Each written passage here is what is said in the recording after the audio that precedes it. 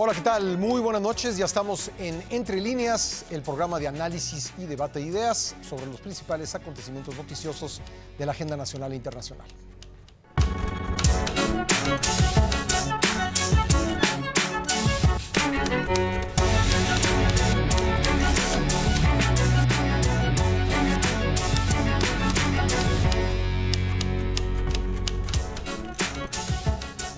El presidente de Estados Unidos, Donald Trump, anunció la semana pasada la aplicación de aranceles de hasta 25% a las importaciones de acero provenientes de la Unión Europea y de 10% a las importaciones de aluminio.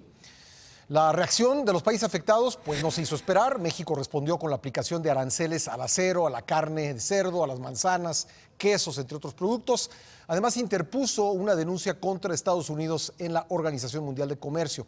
En la denuncia, México pide celebrar consultas con Estados Unidos bajo el sistema de resolución de disputas. Nuestro país considera que los aranceles estadounidenses son discriminatorios, ya que no se aplican de manera uniforme a todos los países. Los especialistas consideran que las medidas tomadas por ambos países repercutirán en el mercado nacional. La pregunta es, ¿cuál será el impacto real en México? ¿Qué efecto tendrá esto en el comercio internacional? Lo vamos a discutir esta noche con nuestro panel que está aquí en la mesa conmigo. Fabiola Guarneros, ¿cómo estás? Muy bien, Pascal, buenas noches a todos. Nacho Lozano, ¿cómo te Hola, va? ¿cómo estás, Pascal? Hola, compañeros, ¿cómo están? Y Rodrigo Pacheco. Pascal, gracias por la invitación. Bueno, vamos a comenzar el análisis de lo que está pasando en el tema comercial, que ha tenido además unas enormes repercusiones. Fue tema central de la reunión del G7 el viernes pasado en Quebec, Canadá. Rodrigo, ¿cómo has visto lo que ha ocurrido en cosa de 10 días? Pues un asunto histórico, Pascal, en función de la perspectiva. Por primera vez, países que naturalmente eran aliados después de la Segunda Guerra Mundial, hoy se encuentran prácticamente en enfrentamiento. Veíamos, digamos, la capacidad que tiene Justin Trudeau de desescalar el conflicto, por más que se ha convertido en un asunto emocional para los canadienses, sobre todo porque poner el adjetivo amenaza para la seguridad nacional de los Estados Unidos, la importación de aluminio y acero, ha ofendido a los canadienses que han puesto, como diría Churchill, sangre, sudor y lágrimas en su alianza con los Estados Unidos, y en ese sentido va a ser interesante ver cómo tratan de desescalar posiciones algunos líderes, mientras otros se mantienen ya con cierta firmeza, como lo hemos visto en el caso de Angela Merkel. A ver, pero se ha abierto con esta decisión de imponer aranceles bajo criterios de seguridad nacional la posibilidad de una guerra comercial. ¿Estamos, Nacho Lozano, en una guerra comercial o no?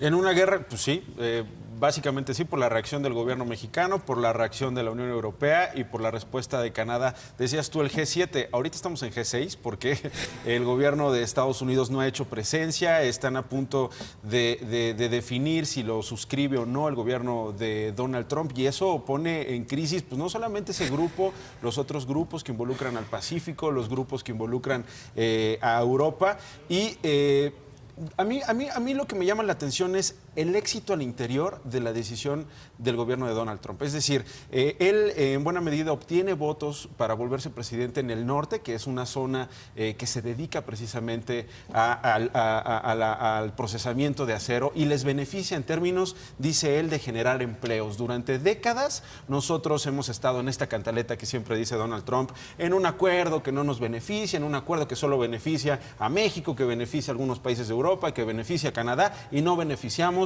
a los estadounidenses, y por eso estamos perdiendo empleos hacia adentro en términos de estas empresas que estarían rehabilitándose, Pascal. Pues es exitosa la decisión de Donald Trump. ¿Una afrenta internacional? ¿Una guerra? Absolutamente. Yo no estaría tan en acuerdo con Nacho de que sea un gran éxito para el interior en Estados Unidos. Ahorita explico por qué. Primero, matizar que la guerra la inició Estados Unidos. Y la guerra no solo es contra México y Canadá. La guerra realmente es contra China, la Unión Europea, Francia y otros países en los que Estados Unidos no quiere que haya recuperación económica para volverse primero un poderío económico. Es decir, al pegarle con aranceles a esos países, haces que se dice, pues deja de incentivarse la economía, le pega a la clase media china, que es la consumidora, que es por ejemplo en el caso de toda la parte del acero y aluminio. Recordemos que China lo que hace son todas las partecitas para los iPhone, iPads, que es una empresa en Estados Unidos, en California. Cuando tú le pegas entonces a esa manufactura que es China, que es la clase media. Entonces, voy por partes. Sí. La guerra la empieza Trump con todo el mundo. Es una guerra comercial. A ver, en pero todo el objetivo mundo. central es reducir el déficit estadounidense, Sí. comercial. Ajá. Entonces, bueno, vamos, ¿Lo empieza logra? con estas medidas. No lo logra porque empieza a haber ya el descontento de los productores de Estados Unidos que importan a otros países. Y vamos con el caso. Ya el propio consejero económico de Donald Trump reconoció, Larry Kudlow, reconoció que estas medidas le van a afectar en un primer momento y que van a tener que hacer ellos una estrategia interna para no, y les voy a explicar por qué. Al México responder con el aranceles a manzanas, productos agrícolas, incluso la carne, los quesos, pensó en una estrategia que le puede comprar ya a Argentina y a Chile. Los productores hoy, a los que les pega, son todos los republicanos que votaron por Donald Trump. Entonces hay un descontento también que le pega a Donald Trump. Pero sí es una guerra. Es una guerra, sí, Es una reacción, sí. digamos, del gobierno mexicano ante la decisión que toma Donald Trump. Sí, en eso estoy de acuerdo. Lo que no estaba de acuerdo es que beneficia del todo a Estados Unidos, no por el momento, porque hay le que está verlo. pegando a los estados republicanos que importan las manzanas, el caso. A ver, parte del principio de Donald Trump, Rodrigo, que su objetivo es reducir el déficit comercial de Estados Unidos. Él dice que los acuerdos comerciales, el libre comercio en general, ha perjudicado a Estados Unidos. No sale ganando Estados Unidos, salen ganando otros. Y para Trump la prueba es el déficit comercial estadounidense. Para algunos es una visión muy simplista, pero finalmente el objetivo de Trump de reducir el déficit puede lograrse con estas medidas de los aranceles por cuestión de seguridad nacional, ojo, es importante decirlo, al acero y al aluminio y probablemente incluso a los autos importados? Yo creo que no, Pascal, y tú apuntabas en la semana pasada, ponías un tuit muy interesante, porque cuando hay mucha incertidumbre a nivel global, que es lo que está generando estas posturas de Estados Unidos, que es la mayor economía del planeta, lo que hacen los inversionistas es una cosa que se llama flight to quality, ¿no? Es decir, te vas a donde es más seguro. ¿Y dónde es más seguro tener tu inversión? En dólares, porque es la moneda de referencia. ¿Y eso qué ocurre? Pues encarece al dólar. Y cuando encareces al dólar, pues tus exportaciones estadounidenses se hacen más caras, por lo tanto tiendes a importar más porque tu dólar es más fuerte, es más barato comprar en el mundo, y tiendes a exportar menos porque finalmente se hacen más caras tus exportaciones. Entonces creo que le puede salir al revés. Ahora, coincido con ambos en función de dos asuntos. Por un lado, toda la política exterior de Trump es política doméstica, no nos engañemos. Es decir, no es un personaje estratégico, solo responde a sus bases políticas. Ahora, la respuesta de México en términos de los aranceles ha sido muy inteligente porque justamente hay 21 estados de la Unión Americana que votaron por Donald Trump en la elección pasada de 2016 y que encuentran en México su segundo mercado de exportación. Ahí también estaría Texas, que en las cifras más nuevas que pude revisar de 2017 tiene un superávit comercial con México de 7,000 millones de dólares. Ya los productores de carne de cerdo de Iowa están que no pueden con ellos mismos. Varios de los distritos, los demócratas están capitalizando y diciendo, ¿ya ven lo que está haciendo su presidente Trump? Bueno, pues eso es consecuencia de su visión miope con respecto al comercio, voten por mí. Y eso sí que lo va a escuchar Donald Trump y lo está escuchando incluso el líder del Senado, de apellido Coker, republicano, pues ya le envió una carta a Donald Trump diciendo te estás equivocando miserablemente, no puedes alienar a nuestros aliados de toda la vida, como es el caso de México y Canadá, tendríamos que combatir contra otros. Entonces no se trata de un asunto estratégico de Donald Trump, sino una serie de medidas que responden a sus políticas y a su visión de corto plazo de cara a la elección de noviembre de este año. Yo creo que lo que apuntas tú, como lo planteas, Pascal, es bien importante, es bien interesante, porque el argumento del que parte Donald Trump es precisamente el déficit. El argumento que él tiene es un asunto de seguridad nacional, el argumento que él tiene es un asunto... El pretexto, exactamente. Esa es precisa la palabra, el pretexto. Pero le responde Justin Trudeau, el primer ministro canadiense, y le dice, ¿cuál déficit? ¿En qué? Y le responden los organismos internacionales, pero si Estados Unidos es una economía basada en buena medida no en la producción, sino en los servicios, ¿dónde está el déficit? ¿Cuál es el déficit? Ahora, es el modus operandi de Donald Trump. Es vamos a manipular la información, vamos a utilizarla a favor para de alguna manera argumentar hacia afuera la decisión que estamos tomando para protegernos hacia adentro. Ahora, hay conocedores del comercio internacional que dicen que Trump tiene razón en cierto punto. Los aranceles, por ejemplo, para los autos, los aranceles para los autos que son fabricados en Europa y se venden en Estados Unidos pagan 4 veces más que en sentido opuesto, que los autos americanos o estadounidenses que se venden en Europa. Pero Trump no está alegando eso. Trump está alegando, Fabiola, cuestiones de seguridad nacional, que en el contexto global del comercio internacional, bajo la óptica de la Organización Mundial de Comercio, es una de las razones por las cuales un país está autorizado a imponer aranceles.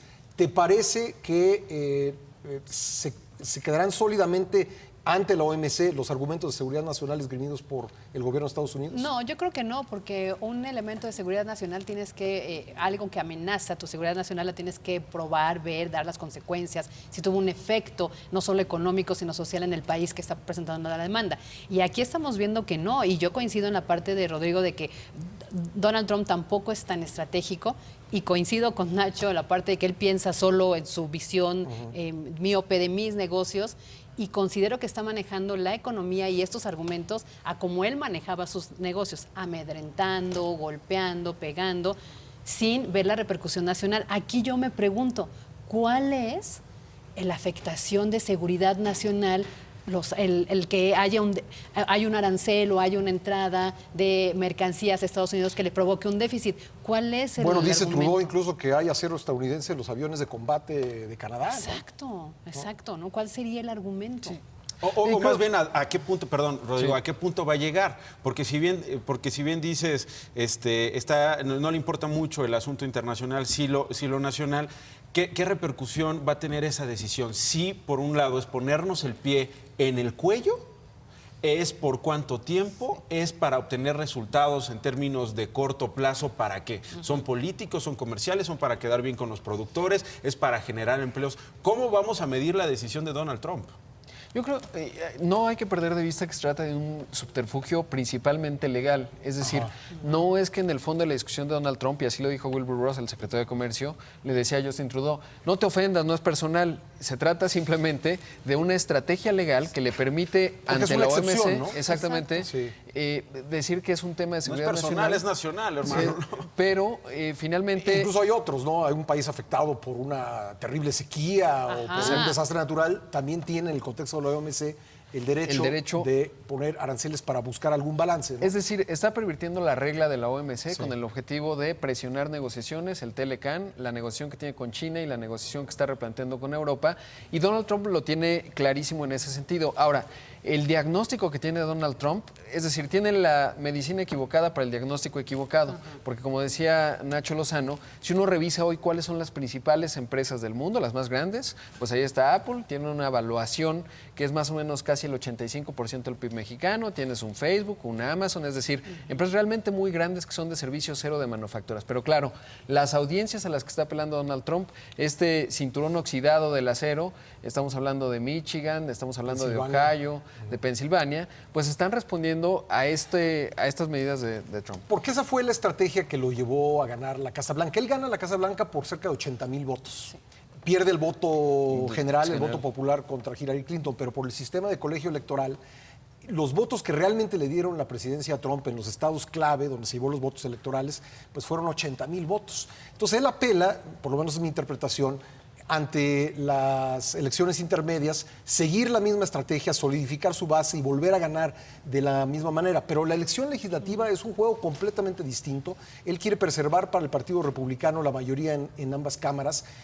Creo que la necesita por cuestiones de defensa ante lo que pudiera venir una acusación en el marco de la investigación especial que se está haciendo por la presunta interferencia rusa en los comicios. Pero esa estrategia, Nacho, tú dices que te parece políticamente acertada, pero ¿qué tal, te pregunto, qué tal si por mantener unos distritos pierde otros en Iowa, en Texas? Donald Trump haciendo un Donald Trump. Donald Trump haciendo un Donald Trump al interior y al exterior.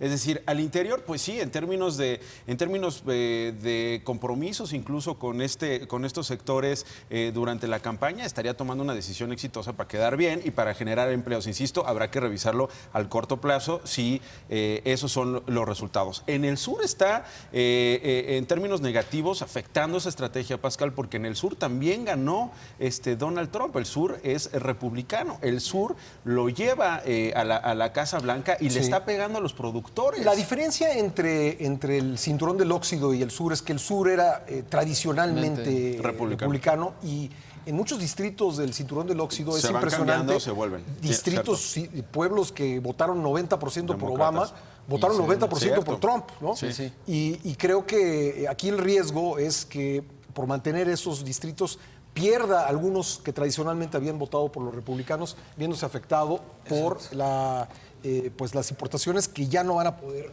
venir a México y a otros países por la cuestión arancelaria. Exacto, y sí creo que pasa eso porque ya ahorita empezaron las reuniones, Rodrigo nos citaba ya el nombre de uno de los senadores, pero ya empezaron las reuniones en el Congreso de Estados Unidos preocupados, y son republicanos, para evitar que Donald Trump siga escalando los números de productos que va a ponerles aranceles, porque eso sí les pega. Claro. Porque al final, quien tendría que asumir, digamos, el costo del arancel sería el productor, y no lo va a asumir, lo va a asumir finalmente en la realidad del consumidor. Sí. Y eso pega.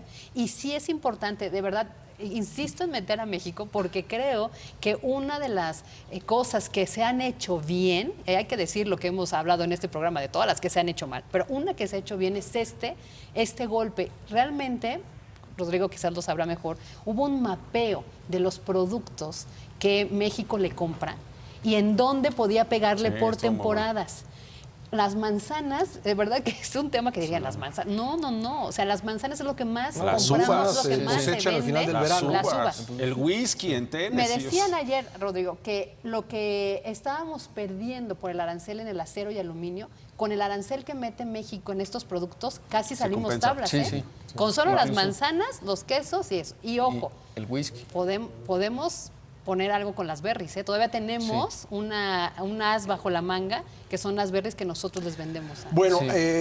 yo creo que tenemos que entrar de lleno en el tema mexicano porque bien puede escalar este conflicto. Todavía no sé si llamarlo guerra, pero evidentemente es un conflicto. Puede escalar porque ya lo advirtió Donald Trump. Sí. A estos aranceles, medidas espejo, pueden venir también medidas contra espejo. Sí. ¿Está jugando México adecuadamente sus cartas? Es el tema del siguiente bloque del programa. Vamos a una pausa, regresamos de inmediato.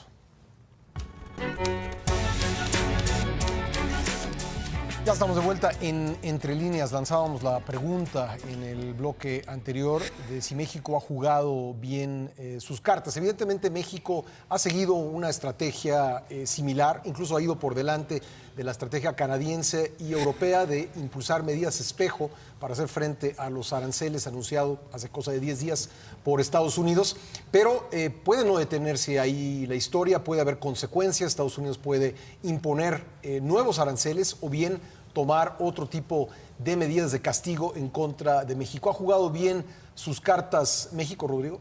Yo diría que sí, Pascal, y no podemos perder de vista el momento político que también está atravesando México y el fin de una administración, porque cuando tú tienes que tener la responsabilidad en los próximos 2 años de la relación bilateral, que para México es vital, pues tomas decisiones con cierto nivel de apaciguamiento, de arriesgarlo menos por salvarlo más. En este caso, en esta última parte de la administración, ya no hay los incentivos políticos para no envolverte en la bandera y dar respuestas mucho más contundentes. Yo creo que además, en el caso específico de Donald Trump, y considerando la pericia que tiene Ildefonso Guajardo, es la respuesta adecuada y firme que tiene que dar un país, porque el apaciguamiento que jugamos con él a lo largo de 2017 no dio resultado, y es así que por lo menos México, en el tuit que puso el presidente contestándole a Trump, no ha contestado. Extrañamente, Donald Trump... El tuit del muro. El tuit del muro que le ni dijo, hoy ni nunca vamos a pagar por eso. Y deje de andar desquitando sus frustraciones con los mexicanos porque no somos ningún sparring, ¿no? Básicamente eso le dijo el presidente, y no ha habido una respuesta enfática del presidente Trump, porque claramente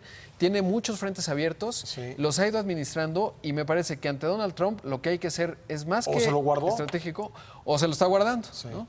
Pero veo que tiene tantos frentes que más bien los está administrando, y va primero con los más grandes, China, Canadá y los temas domésticos, y luego quizás tendrá algo de tiempo para México, pero la mejor señal que le puedes dar a Donald Trump es ser enfático más que apaciguarlo. Nacho, mi nueva pregunta. Fíjate, yo estoy de acuerdo con Rodrigo. Yo también creo que la respuesta del gobierno mexicano fue la adecuada, porque además vienen de semanas, meses de la negociación del Tratado de Libre Comercio, están muy involucrados con el tema económico, tienen la sensibilidad, tienen la información, han estado hablando con ellos, han estado hablando con líderes económicos, han estado hablando con los asesores, y digamos que saben cómo pegarle y cómo reaccionar, y creo que lo hicieron bien. Y han estado hablando sobre todo con fuerzas económicas en Estados Unidos, empresas sectores. Con información útil. ¿no? Y Información eso les útil. ha ayudado a diseñar una estrategia. Ahora yo preguntaría dónde está el árbitro. Tú decías, yo no sé si hay una guerra. Pues una guerra cuando hay un desastre es porque no hay instituciones a las cuales recurrir que se metan a decir, a ver, vamos a calmarnos, vamos a tranquilizarnos, vamos a sentarnos, vamos a platicar, vamos a negociar. Yo sí veo una guerra, por lo menos de baja intensidad comercial, que está dando ahí los primeros resultados. Hay una ofensiva por parte del gobierno estadounidense contra el mexicano y particularmente porque estamos hablando ahorita del caso de México y hay una respuesta de México. ¿Habrá una respuesta de Estados Unidos a la respuesta de México? Pues todo parece indicar que sí, porque las decisiones se están tomando desde el estómago. Digo, hay una que ya está sobre la mesa, que es la posibilidad de que los autos también, la importación de autos también sea considerada riesgo de seguridad nacional y en función de eso también aplicar un arancel que en el caso mexicano sería mucho más grave que el acero, Fabiola. Sí, y creo que eso, que a pesar de que jugó muy bien México su estrategia y dio una respuesta firme, ¿no? 20-25% de aranceles a grandes productos, no solo las manzanas, los quesos, el whisky, lo de la papa también. Hay todavía el riesgo de que Trump no las cobre más adelante con las autopartes, con los televisores, con las berries, que eso a nosotros nos pegaría porque somos lo que más le vendemos también en la parte agrícola a Estados Unidos. Entonces, es algo que sí preocupa y tan preocupa, para cerrar este capítulo, digamos, doméstico, que uno de los candidatos, el puntero, Andrés Manuel López Obrador, en una extraña reacción que sería en contra de lo que siempre ha dicho contra Trump, dijo: hagamos las paces, gobierno de México, no nos peleemos, arreglemos la situación. A ver, él propuso, entremos directamente en materia, él al día siguiente de los aranceles anunciados por Estados Unidos, él dice, yo le recomiendo al presidente Peña Nieto que busque una reunión, que vaya a la Casa Blanca, no ha ido a la Casa Blanca, que busque una reunión. Sí. ¿Tu reacción? A él le preocupa el efecto económico que pueda tener, porque si está aceptando que va a llegar a gobernar este país, le preocupa no tener una relación estable con Estados Unidos. Le preocupa que esto le pegue en su próxima administración porque se mete un balazo en el pie. Entonces dice, arreglemos las cosas, no me dejen este tiradero. Yo sí creo que es por ahí. ¿Es por ahí o es también, digamos, en el contexto de la campaña electoral, decir, yo tengo mi forma de hacer las cosas, yo lo haría de este modo, lo dice indirectamente a través de un consejo al presidente Peña Nieto? Yo creo, Pascal, que va a enfrentar, si es que llega a ser presidente de la República, va a enfrentar un dilema importante, porque si él dice, me quiero reunir con Donald Trump, le va a decir Donald Trump, perfecto, nos reunimos, solo tienes que decir que se van a pagar el muro. Sí. Y vamos a ver cómo responde a eso. Eso por un lado. En segundo lugar, yo creo que en el interés real... Que fue algo que le dijo a Peña Nieto, si no vas a pagar el muro, mejor ni vengas. Ni vengas, ¿no? Porque claramente esa es la disyuntiva a la que... No fue. Es que es inaceptable. Ningún líder político en México podría tener esa reunión bajo ese supuesto. Sí. En segundo lugar, Pascal, diría que está en el interés de cualquiera que vaya a ocupar la presidencia de México el que se resuelva el asunto antes de diciembre, cosa que yo no veo que vaya a ocurrir porque ya estamos en la dinámica electoral, no en México, sino la de noviembre de Estados Unidos. Sí. Y a partir de ahí también sería bueno poner en el escenario el hecho de que Donald Trump no está buscando fortalecer al Partido Republicano, está buscando que el Partido Republicano sea el partido de Trump.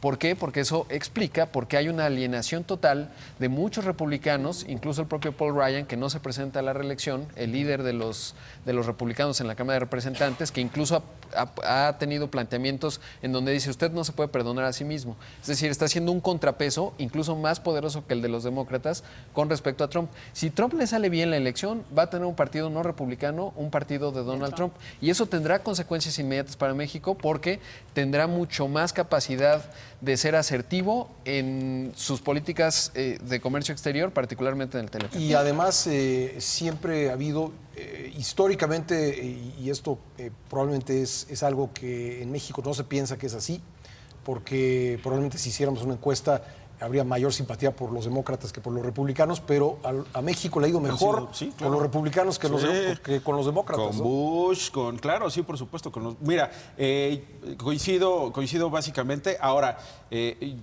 Regreso a lo que decía al principio. Nuevamente es una decisión que está tomando Donald Trump con repercusiones internacionales para su beneficio doméstico, político. Yo no sé si comercial, yo no sé si efectivamente consiga esos beneficios en términos de empleo, que es el argumento, también la bandera con la que se mueve Donald Trump al interior de su país. Yo no veo al presidente Enrique Peña Nieto yendo a la Casa Blanca. Y yo no primero veo... tendrían que invitarlo, ¿no? Sí, bueno, exacto. porque cuando dice Andrés Pero Manuel Pascal, López aunque Obrador, lo, busca una reunión. aunque lo invite, pon tú, o sea, vamos a sentarnos.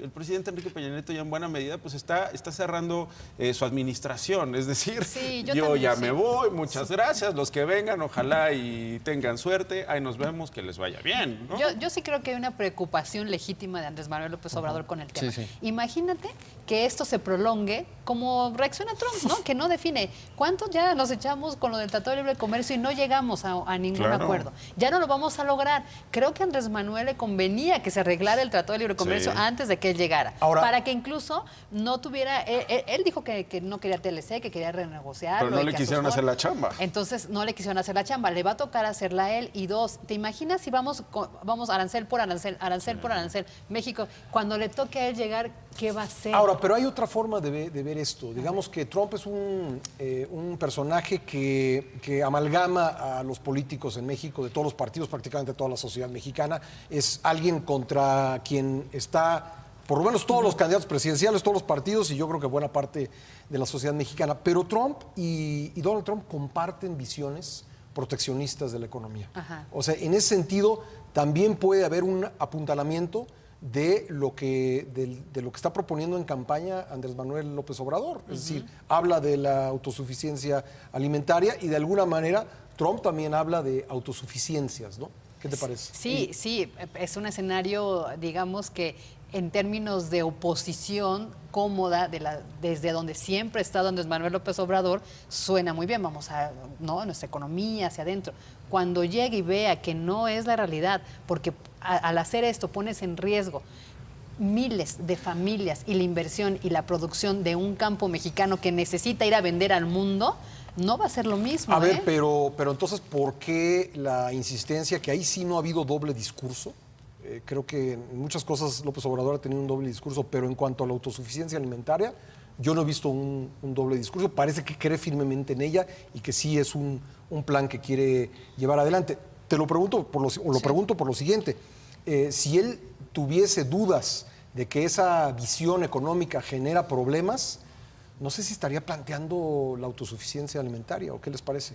¿Sabes? Lo veo en dos sentidos, Pascal. Por un lado, haría mucho sentido en una visión, pienso mucho como referente Luis Echeverría, 1970, donde el nacionalismo mexicano se afirma, esto que describía David o el ex embajador, el oso y el puercoespín, nos afirmamos en nuestra sentir ultrasensible de puercoespines y nos hace mucho sentido tener como un rival, casi un enemigo a Estados Unidos. Eso por un lado. Pero claramente sí tiene un diagnóstico y a mí, igual que Fabi, me llama mucho la atención su respuesta al siguiente día, en donde sí tiene claridad que más o menos el 30% del Producto Interno Bruto mexicano está vinculado al Telecán. La parte que sí funciona del campo mexicano está vinculada al Telecán y me parece que en el diagnóstico de sus economistas, lo poco que sabemos en los PGenomics, etcétera, aparece el tema de autosuficiencia alimentaria como una aspiración, quizás precios de garantía, pero no vinculado en la discusión con respecto al papel de México en el sentido exportador. Pero son contradictorios. Son contradictorios, sin Necesariamente, duda. es decir, Sí, tú no sí, puedes sí. decir,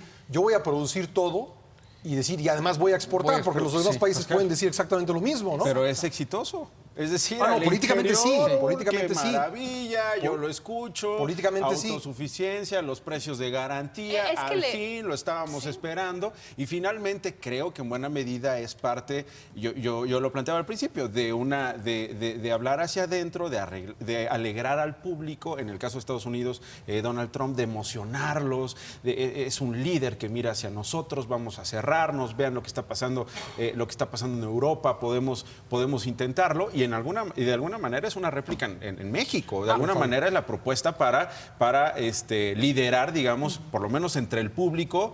No importan las contradicciones, no importa si no nos cuadran los números, no importa si sea posible o no, emociona.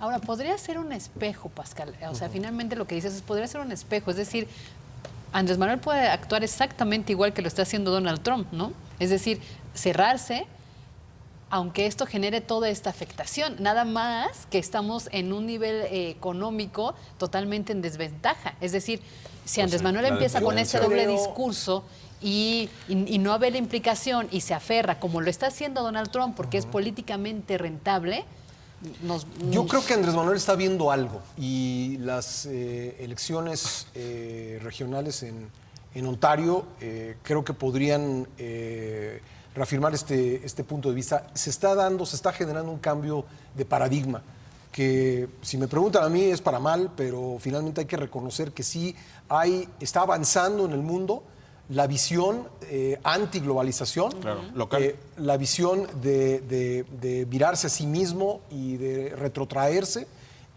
por buenas o malas razones, pero lo que acaba de pasar en la principal provincia de Canadá, la más poblada, un vuelco electoral después de 15 años de dominio del Partido Liberal de Justin Trudeau, se van al otro lado con un personaje, además, muy semejante a Donald Trump, Greg Ford. Y eso que decías es muy importante, Pascal, porque diría, la interdependencia económica entre México y los Estados Unidos es tan vital para los dos países. Ya mencionaba el caso de Texas, si se rompiese de manera muy dramática esta relación comercial, automáticamente Texas entra en recesión y automáticamente en no mucho tiempo Estados Unidos entra en recesión. Hay 4 mercados que encuentran en México su primer mercado de exportación. Es California, la primera economía estatal de los Estados Unidos, la segunda que es Texas, luego Arizona y Nuevo México, que no son tan importantes, pero ya decía 21 economías, casi todas ellas republicanas, que encuentran en México su segundo mercado de exportación. Para México también es vital, lo sabemos, hay asimetría, es decir, para nosotros es más vital que para ellos. Ahora, en una guerra comercial el problema, y lo hemos visto, lo hemos platicado, Pascal, siempre se vuelve en un terreno proclive a los errores de cálculo. ¿Cuándo iba a terminar la Primera Guerra Mundial de acuerdo a los aliados en el verano de 1914? Pues en la Navidad. ¿Cuándo terminó? Después de 4 Navidades. Es decir, en un conflicto, en una guerra, los errores de cálculo son el rey, es el gran determinante, y en estos errores de cálculo, en donde se va escalando arancel contra arancel, arancel contra arancel, podemos llegar a un escenario que no nos va a beneficiar a nadie. Yo creo que los actores racionales, tanto Andrés Manuel López Obrador como la parte estratégica del equipo de Donald Trump lo saben, pero eventualmente podemos llegar por los factores políticos, por esta cuestión que no es racional y tiene que ver más con la emoción, podemos llegar a un escenario poco benéfico para todos los involucrados, incluyendo Estados Unidos. Yo insisto, ¿dónde está el árbitro? Es decir, la Organización Mundial del Comercio, las otras instituciones internacionales que se han suscrito a lo largo de estos años, ¿dónde están? A ver, yo creo que en general el multilateralismo está sufriendo, ¿no? Es uno de los signos de estos tiempos, que las instancias intermedias se tienen que reconfigurar.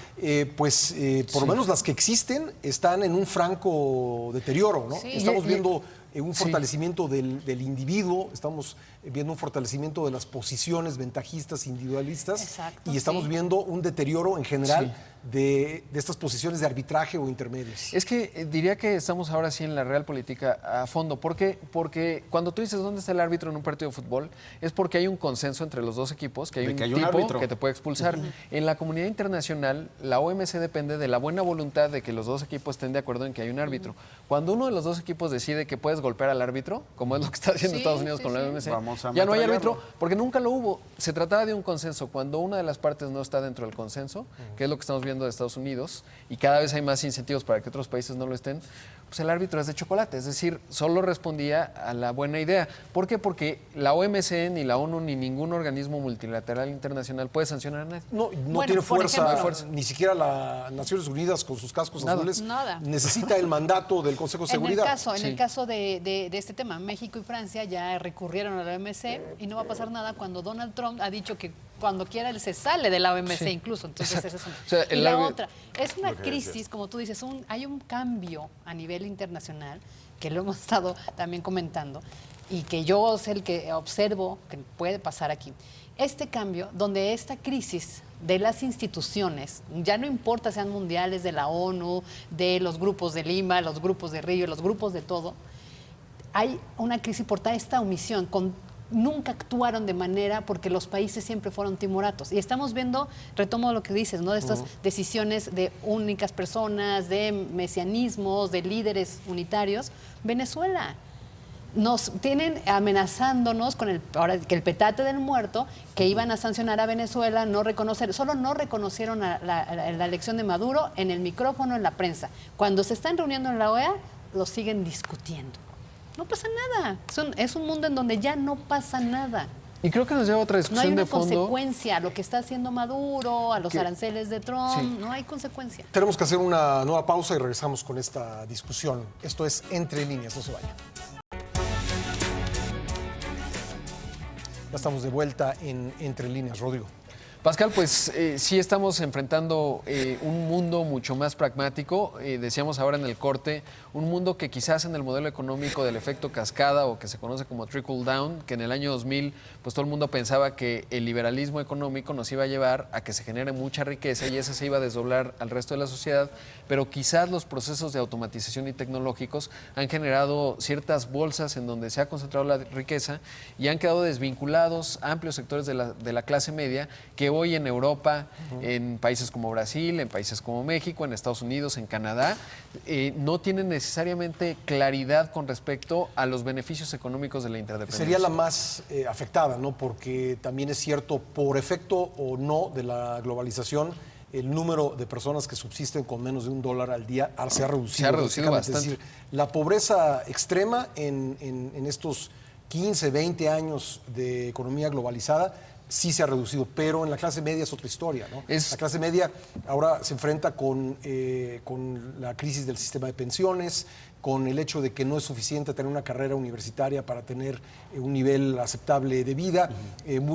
Buena parte de la clase media no ha podido progresar, no ha subido al siguiente nivel, se ha quedado estancado o incluso se ha ido para atrás.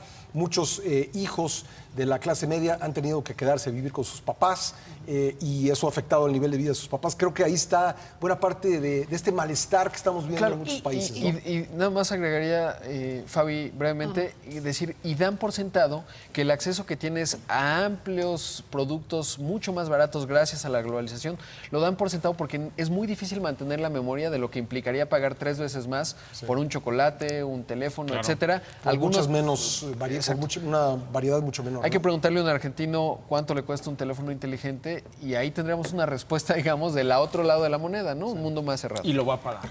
No, ¿no? Y decir es que todas estas carencias que estamos viviendo, que muchos sectores de la población, todas estas carencias incentivan este discurso de la oposición, que suena muy bonito, es decir, vamos a regresar a la economía, adiós a la corrupción, yo voy a generar los empleos, todo esto incentiva. Entonces, si hay un enojo de la clase media que sostiene la economía de cualquier país, ¿no? Si hay un enojo de esta clase media y le sumas, ¿no? Le sumas a estos jóvenes que vienen empujando, que para ellos no hay una conciencia de lo que implica, es decir, ellos hoy van a un supermercado y hay muchas leches, variedad no solo de vaca, sino orgánicas, de almendras, de todo. A nosotros, quizás a Nacho no, todavía a nosotros nos tocó... Nos tocó la Chipilo y la Boreal. Solo 2 marcas de leche. Y se acuerdan de aquellas épocas, igual los que nos están viendo. No, Nutrileches posteriores. No, Nutrileches posteriores. Solo había 2 marcas de leche. Bueno, yo me acuerdo de Chipilo y Boreal. Chupilo y Boreal. Y además, si uno iba a la panadería... Es que lo que iba a decir. En bolsas de plástico. No. Tenías que comprar pan si no, para no que te vendían vendieran el litro de leche. O sea, señores que nos están viendo, recuérdenlo, sí o no, tenías que ir a la panadería, ¿sí o no, Pascal? Sí, y además esa leche que comprabas y ponías en tu refrigerador, era muy posible que la mañana siguiente ya se hubiera echado a perder. Claro. Es decir, ese era el mundo que se veía, y no, vaya, no lo estamos, bueno, yo no lo estoy diciendo para asustar ni nada, pero bueno, era un México donde podía acabarse la pasta de dientes, donde podía acabarse el papel de baño. Esa era la economía cerrada que vivíamos en ese tiempo, por muchos efectos, no solo por la economía cerrada, sino por mucha irresponsabilidad económica que se vivió. Y pongo un ejemplo nada más para terminar esto. Imagínense, yo me acuerdo que la primera televisión a color que nosotros tuvimos en una casa de clase media, de maestros, profesores de primaria, tuvo que ser comprada otra maestra que la trajo a Estados Unidos. Si no, no teníamos tele de color, porque no podías ir hoy a las ventas nocturnas ni al Buen Fin a comprarte las pantallas que salimos en el Costco. Es decir, esa era esa realidad. Hoy me pregunto, si no tuviéramos estos acuerdos comerciales, porque ojo, México lo hizo bien, no solo en esos aranceles, sino en haber firmado pronto el TPP y los otros acuerdos, ¿no? El que la Unión Europea. Porque podemos, ok, no nos venden las manzanas, vamos para acá, vemos Argentina. Sí. Hoy, si no hacemos esto, ¿cómo nos puede ir? A ver, pero es si que nos cerramos, justo- no podemos justo por comprarle eso- las manzanas, ni las papas, ni nada, ni a Argentina, ni a la Unión Europea, ni a Brasil. Lo hablamos hace rato. A ver, tenemos por un lado, y dijiste tú una cosa en el corte comercial muy interesante, ojalá lo podamos retomar. Por un lado, y lo quiero relacionar con otra cosa, tenemos una laguna en términos de información sobre lo que los planes de los aspirantes presidenciales, tenemos un puntero, ¿no? Andrés Manuel López Obrador, tienen que detallar qué quieren hacer, cómo lo quieren hacer. Graciela Márquez es la propuesta como la secretaria de Economía, ha pinceleado un par de cosas. Creo que esas lagunas hay que llenarlas con información, echar lápiz, cruzar, ver qué experiencia están viendo en qué parte del mundo, con qué empresarios están viendo y de qué sector para hacer qué. Y no llegar precisamente a esos años 70, 80, donde teníamos esa circunstancia previa al Tratado de Libre Comercio. Eso por un lado. Yo creo que en buena medida ahí como medios de comunicación tendríamos la obligación de ser todavía más insistentes en el detalle y en el cómo, porque sí nos emociona lo político, sí nos emociona lo electoral, sí nos emocionan las plazas públicas, pero a la hora de enfrentar estas cosas que tienen que ver con el día a día, con la inflación, que tienen que ver con las relaciones bilaterales o internacionales, afectan, digamos, de inmediato. Ese por un lado. Y por el otro lado decías algo interesante que tiene relación con esto que les planteaba. Al no haber esta información, al no, digamos, dimensionar la importancia de estos acuerdos, se pierde el interés, se pierde la importancia y no sabes qué estás a punto de echar a la basura, de desechar, de complicar o de tensar. Les pasó a los jóvenes con la salida, con el Brexit de la Unión Europea. Cuando los jóvenes se dieron cuenta, los ingleses, que ya no podían ir a la Unión Europea, a los países de la Unión Europea a conseguir el trabajo, a viajar sin el pasaporte, a que los contrataran, se asustaron. Pero ya habían decidido y no decidieron ellos. O no decidieron, no fueron a votar. Por la apatía, porque no pasa nada. ¿Qué es lo que nos puede pasar? Ay, no, pues eso del TLC, ¿qué? No pasa nada, ¿no? Por esa apatía deciden las minorías, porque también hemos visto elecciones donde no se arrasa, ¿no? Por unas grandes votaciones. Entonces decide la minoría, una minoría que quiere cerrar la economía nuevamente, que cierra sus fronteras. A ver, entonces, en ese y sentido, que perjudicas al joven que no se informó, que fue apático. En ese sentido, ¿qué está guiando el malestar social y reflejándose en el escenario electoral? ¿El desconocimiento de las ventajas de la economía que la economía abierta ha tenido para México o, de plano, la oposición a la economía abierta? Diría tres cosas, Pascal. Un grupo muy importante es un revolucionario de chai latte, ¿no? Es decir, quiere la revolución, pero quiere su chai latte.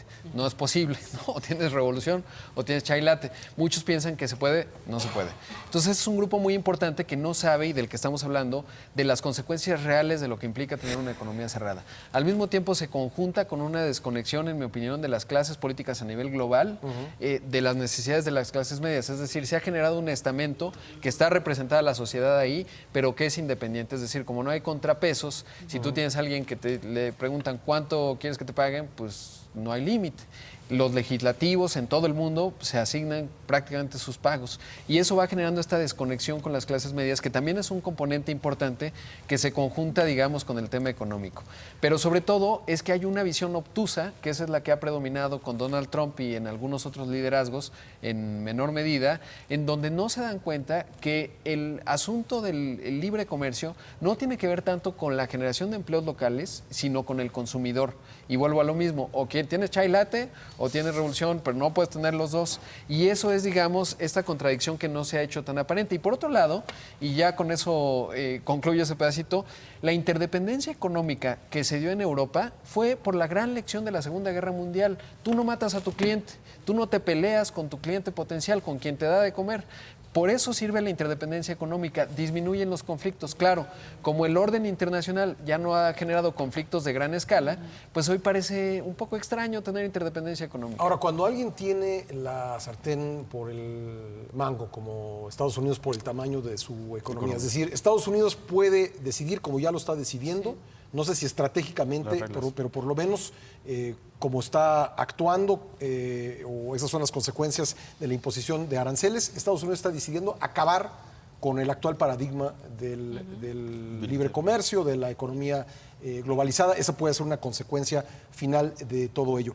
México no tiene esa posibilidad, es decir, por más que un candidato que eventualmente se convierta en presidente en México diga, no, pues yo sí quiero continuar en la economía abierta, nos conviene, pero si el vecino del norte no quiere, pues ahí es donde pienso que a lo mejor Andrés Manuel López Obrador está viendo algo que viene que no están viendo los demás, que va más allá de la voluntad de quien sea el próximo y por eso está presidente proponiendo lo que de México, y por eso está proponiendo algo que eventualmente, lo pregunto, estoy planteando un escenario, está proponiendo algo que está en consonancia con algo que eventualmente viene, nos guste o no nos guste. Sí. Pero fíjate que también, ahí yo me pongo a pensar, también es reflexión porque no tengo las respuestas. Pero también me pongo a pensar, sí, estamos viendo escenarios mundiales y está cambiando, ¿no? Se están regionalizando.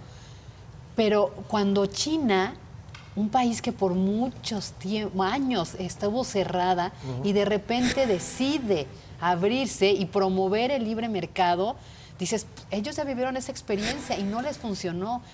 Es como el otro ejemplo. Y ojo, China, su clase media, perdón que insiste en esto, ha salvado muchas economías. Recuerden el caso de España y las hipotecas. La clase media china salvó a España de esa crisis. Entonces, también es el otro ejemplo. Yo no dudo que China pueda liderar a quienes ven las ventajas de una economía globalizada, de comercio abierto. Pero hasta ahora la tesis china desde los tiempos de Deng Xiaoping ha sido no tomar el liderazgo. Hasta ahora no veo una China dispuesta, a lo mejor con Xi Jinping es distinto, pero no lo sé, todavía no veo intentos, pero no veo una decisión del Estado de asumir el liderazgo internacional, colocándose como la cabeza de quienes están a favor del libre comercio. No sé qué piensas tú. Y es que va acompañado, Pascal, ese liderazgo de valores democráticos, porque no se puede separar que los valores de la democracia liberal... Lo que seas del chai latte. Pues sí, y entonces Xi Jinping sí tiene chai latte, sí tiene revolución, pero no puede ser un líder democrático. Y entonces a partir de ahí no puede ejercer un liderazgo global. Ahora, coincido contigo, Pascal, y me parece una lectura muy interesante porque finalmente... Si no a regañadientes, es más, con la oposición real del interés concreto mexicano en lo económico, acabamos en un mundo más proteccionista, el personaje político de los que hoy están compitiendo para ocupar la presidencia de México, que tiene el discurso que más puede encajar en ese escenario, sin duda es Andrés Manuel López Obrador, porque coincide con una visión de México de 1970, es decir, del pasado, el desarrollo estabilizador, el Estado grande que determina hacia dónde tiene que ir la economía, más que libre mercado.